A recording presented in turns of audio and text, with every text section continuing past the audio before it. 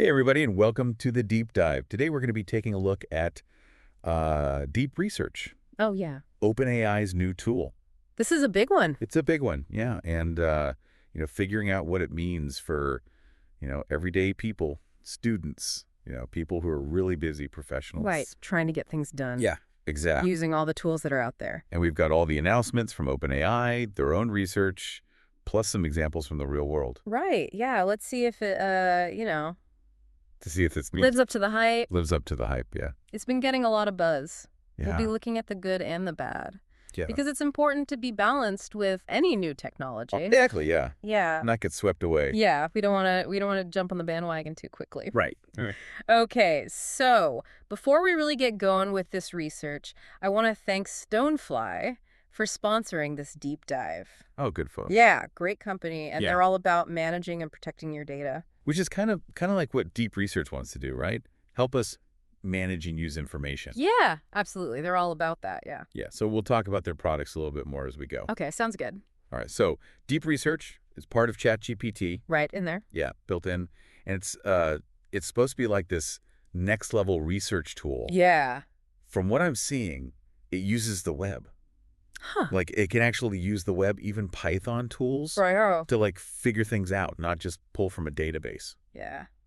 That's wild. Yeah, that's what it looks like. Pretty crazy. So it's trained on, like, real-world tasks is what they're saying. Yeah. So it's learning to problem solve. Yeah, More like a, like a person. like a human. Yeah, it's built on the same kind of learning they used for their earlier reasoning model. Mm-hmm. But this is, like, way beyond that. Okay, so less robot, more like a brainy assistant. Yeah, I like that. Brainy Not assistant. brainy assistant, yeah. I like that. So how do we actually use this thing? Well, it's pretty straightforward, actually. Okay. You just go into ChatGPT, you select Deep Research in the message composer. Okay. Type your question in, Okay. let it run. You can attach files if you want, Oh, wow. spreadsheets, give it more information. So if I'm like planning a trip, Yeah. I could feed it my budget, my interests, Mhm. and it would like spit out an itinerary. Potentially, yeah. Or think about a student who's got to write a research paper. Okay, yeah. They could give Deep Research like a really complicated topic, some sources they found, Yeah. and it could help them find more information, analyze the different arguments, Oh, wow. maybe even like pull data from studies, that kind of thing. Okay, so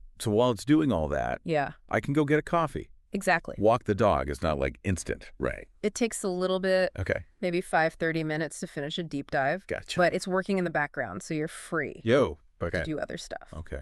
So no more like endless scrolling Right. and clicking through search results. Nope. Okay. This is interesting to me. Yeah. Now, OpenAI has given some examples. Yeah. And they're pretty impressive. Yeah, they are. One that stood out to me was the market analysis Oh, yeah. for this new translation app. Mm-hmm. They gave it this like really complex prompt It was. asking for all this data. Yeah, like on iOS and Android adoption, Oh, yeah. interest in language learning, mobile penetration No. for like the top economies in the world. Yeah, and deep research didn't just find the data. Nope. It like put it in a table, it pointed out the key trends, and even suggested which markets to target first, Yeah. which I thought was really interesting because it went beyond just the raw numbers. Right. Like it recommended Saudi Arabia Interesting. as a potential market, Yeah. even though it's not a top 10 GDP country. Huh. Because they have such a high iPhone adoption rate. No. Like historically, it was Right. like it understood Got it. The nuance. the nuances Yeah, of the request. That's a good sign. It Yeah. wasn't just spitting out data. Yes. It was analyzing, applying it. Right. That's a big step problem solving Yeah, that's cool. for AI. Yeah. Okay, and another one that I thought was really interesting Yeah. was identifying a TV show from a few plot details. Oh. Somebody described this scene like with a poker game, Yeah. a locked room, Uh-huh. a visit to a butcher with vodka, Okay. like totally random stuff. Yeah. And deep research Yeah. figured out it was the show counterpart Wow. and even the specific episode. Really? And then it gave citations from the show's wiki Gotcha. to back up its answer. Wow. It's like having this super powered It's TV detective. Yeah, right. Now, to really see how good this is, we have to look at GAIA. Right. which is this GAIA is a public benchmark. public benchmark. Yeah. It's used to evaluate how well AI does on real-world questions. Oh, okay. Things that need reasoning, web browsing, using tools, understanding images and text together, all kinds of stuff. Okay, and deep research is number 1 At the top. at the top, yeah, Yeah. of the GAIA leaderboard, Which means which means it's beating it's beating the other AI models. some of the most advanced models. Yeah, That's not just winning, yeah, it's setting the bar. setting a new standard. Right, and what's really impressive is Yeah. that GAIA has different levels of difficulty. Okay. And deep research does really well across all of them. Huh. It's not just like simple trivia. Yeah. It's tackling those tough multi-step problems. Okay, so to really, really get this, Yeah, we should look at the chain of thought that deep research used I like that idea. to answer one of the harder GAIA questions. Let's see how it thinks. Yeah, to see how it's reasoning. Uh-huh. The question was about finding a specific nanocompound Oh, wow. from a scientific paper, Uh-huh. but there were all these constraints, like the year it was published, Okay. keywords that couldn't be used, Gotcha. the journal it had to be from. It was like finding a needle in a haystack. Yeah, sounds like it. And you can see deep research breaking the task down, Okay. step by step. Yeah. First, it figures out it needs to find a 2012 article Uh-huh. in Scientific Reports Yeah. that mentions nanoparticles. Okay. But then it has to filter out anything mentioning plasmonics. Wow. And it's not just working silently. It's like It's talking. it's thinking out loud. Yeah. It says things like, I'm identifying 4 conference proceedings from 2012 in SciRep, Uh-huh. or like, I'm considering dynamic options.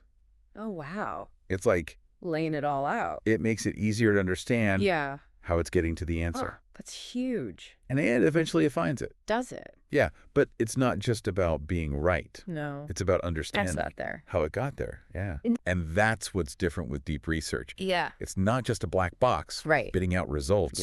We see the reasoning. Yeah. Which builds trust Right. with AI. Yeah. Yeah. And this transparency makes me think of Stonefly. Oh, yeah. Yeah. They're all about giving you control of your data, Right. understanding how it's used, how it's protected. Yeah, that's a good point. It all connects. Stonefly's like commitment to transparency with data Yeah. aligns with what we're seeing here Right. with deep research. Absolutely. And they've got solutions like backup and disaster recovery, Mm-hmm. advanced security tools, Yeah. all focused on, The user. having control. Yeah. Managing their data responsibly. Right. Okay. So we've seen deep research in action, and it's clearly powerful. It is. But how does this actually benefit different groups of people? Right. Good question. Yeah. Let's start with like normal folks, Okay. Yeah. like you and me. Everyday people. Yeah. How could this change, Our lives. Yeah. our daily lives? Well, for those everyday tasks, Yeah. deep research could save a lot of time. Okay. Think about planning a trip, researching something you want to buy, Mhm. even just like learning something new. Yeah. It could do all that tedious work, Okay. pulling together information from all these different places, Yeah. presenting it in a way that's clear, concise. So instead of spending hours clicking through websites, Right. comparing products, Exactly. deep research could give me like a curated list of the best options Yeah. for, what I need. Based on what you need. Yeah, what I want. That's What are preferences? pretty appealing. That's right. Yeah. It's about making information accessible and Yeah. actionable, right? Right. Now imagine what this could do for students Oh, yeah. who always have research assignments. I remember those days. Right. The endless hours in the library. Mountains of information. Yeah. This could change everything for them. Yeah. It could help them find those sources, Yeah. analyze complex data, Huh? even explore different arguments so much faster. Wow. Imagine being able to write a whole literature review Uh-huh. in minutes instead of hours. That's amazing. Yeah. Right. That's a dream come true. Any student would love that. And then there are the professionals. Right. Lawyers, marketers, consultants. Anybody who has to do a lot of research Yeah. and analysis. Yeah. Deep research could take care of the boring tasks. Okay. Give them data-driven insights, help them find new opportunities, streamline their workflows, boost productivity. Across all these different industries? Exactly. And for those who are working with these huge data sets, Yeah. Stonefly's AI storage appliances Uh-huh. could be the perfect addition to Deep Research's analytical power. That's a good point. They offer solutions for everything. Yeah. High-performance computing to data protection, making sure that these professionals can use AI Wow. to its full potential without compromising security. Reliability. Reliability. Super important. Okay, but let's not get too carried away. Right. Yeah. Deep research is new, Early stages. and like anything powerful, it has downsides. Yeah. We have to talk about accuracy Yeah. and the potential for things to go wrong. Absolutely. Yeah. Yeah. Deep research is trained on real-world data, and that data can have bias, inaccuracies. Right. It's really important to be critical of Yeah. the information. Understand the limitations. Right. It's not magic. Right. We still need to use our own judgment. Our common sense. Yeah, common sense. And this is where, again, Right. a company like Stonefly comes in, Makes sense. providing the tools to manage, protect your data responsibly. So important. Okay, so we've talked about what it can do, the benefits, Yeah. some of the risks. Uh-huh. What's the takeaway here? What does it What mean? it all mean? I think deep research represents a big change in how we get and use information. It could really democratize knowledge, empower people in ways we're just starting to imagine. That's pretty exciting. Yeah, But it also challenges us to think critically absolutely. about the role of AI in our lives Yeah, and how to make sure it's used responsibly. that's the key. Right. How will you, Yeah. as an individual, harness this power to improve your life, your work, your understanding of the world? Wow. That's something to think about Yeah. as we continue this deep dive. Okay, that's a good thought to leave us with for now. Yeah, And we'll be back we'll be back. with more on deep research after the break. Welcome back to the deep dive. One thing that's really struck me is how it can handle these tasks Yeah. that need you to really understand the context, not just like surface level stuff. Oh, absolutely. Like that example with the Yamanaka factor. Oh, yeah. For making reprogramming more efficient. Yeah, stem cell research. Yeah, that's pretty specific. Not your average Google search. No, definitely not. Yeah. So the user lays out the challenge to deep research. Okay. They're looking for specific domains within these factors Okay. that scientists are targeting to improve reprogramming. Right. And they want examples from studies So real world stuff. Okay. and deep research. Yeah. It didn't just give a generic answer. Right. It dug into the top scientific journals, Oh, wow. like nucleic acids research, pulled out specific examples of how modifying CMYC impacts reprogramming, Okay. even got into the risks of tumorigenesis Wow. and how researchers are trying to, mitigate that. That's amazing. That level of detail Yeah. is what makes it useful. It is. It's like having a research assistant Yeah. who's already read everything. And those all the papers. Right. And can tell you the key findings. Yeah, exactly. And it's not just for science. Right. Deep research can help us understand, More everyday things. Yeah. Like how to design user interfaces. Oh, yeah. Remember that research? Yeah. The icon versus text labels. For buttons, yes. That's something we see everywhere. everywhere, right. But there's like a science behind it. Yeah, we just think icons are better, Yeah, like faster. quicker, easier. Yeah. But research says in a lot of cases, Yeah. text labels help. Especially for new users. Yeah, they need that extra guidance. So deep research Yeah? pulled up a bunch of studies on this, Really? looking at user error rates, Yeah. how accessible the designs are for people with disabilities. That's important. Yeah. Yeah. Even like the preferences Of of different age groups. age groups. Wow. And it highlighted the importance of considering the user's experience level, their Right. age, Mhm.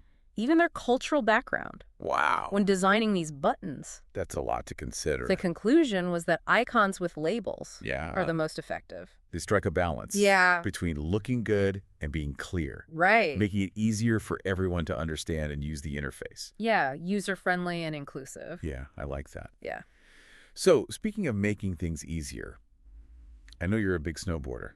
I am. So I have to ask about the example where deep research helped someone pick out a snowboard Oh, yeah. for Hokkaido. That was a fun one. It shows how it can take your Yeah. personal needs and wants Yeah. and use them Yeah. to give you really good advice. Okay. Like personalized recommendations. So the user basically said they want a versatile board, Okay. all mountain or freestyle, Uh-huh. with like medium flex, Yeah. something good for both groomed runs and powder, Right. and they specifically wanted brands available in Japan. Oh, interesting. Okay. And deep research didn't just give a random list of snowboards. No. It gave reasons for each recommendation, Oh, wow. highlighting the features, Yeah. how well it would do in Hokkaido's snow, Mm. even the price range. Really? It even showed pictures of the snowboards, That's great. so you could see what you were looking at. Oh, that's fantastic. It's like having a personal shopping assistant Right there with you. who knows everything Yeah, all about snowboard. about snowboards. That's awesome. And it didn't stop there. Oh. It also gave tips Oh, wow. for riding in Hokkaido, Like what? like how to handle the deep powder, Mm-hmm. how to stay visible in whiteout conditions. That's important. Yeah. It's that attention to detail Yeah, that's what makes it different. that makes deep research stand out. It's not just giving you the answer. Yeah. It's giving you a full understanding. Right, like a human expert would. Exactly. A good one. Okay, so we've seen some impressive examples, We have. but how does it compare to other AI tools? Good question. Well, its performance on GAIA Uh-huh. is amazing. Yeah, Like we said, it's really setting a new standard. but there are other AI models out there. So, of course. Yeah, like GPT-4, Grok 2, Hmm. Claude, Sonnet, Gemini Thinking, Right. even OpenAI's earlier models. They've got a lot. Yeah. But deep research's performance on GAIA Right. suggests it's a step up. It's doing something different. Yeah, it's achieving a 26.6% pass rate. Wow. That's high. Yeah, on GAIA tasks. Yeah. More than double the previous best. That's huge. Yeah. And it's not just about processing power. Right. It's about using tools effectively. Like the web browsing. The web browsing, Python scripting, Yeah. it's not just thinking, it's acting. Mm. It's gathering the information, Yeah. processing it, Uh-huh.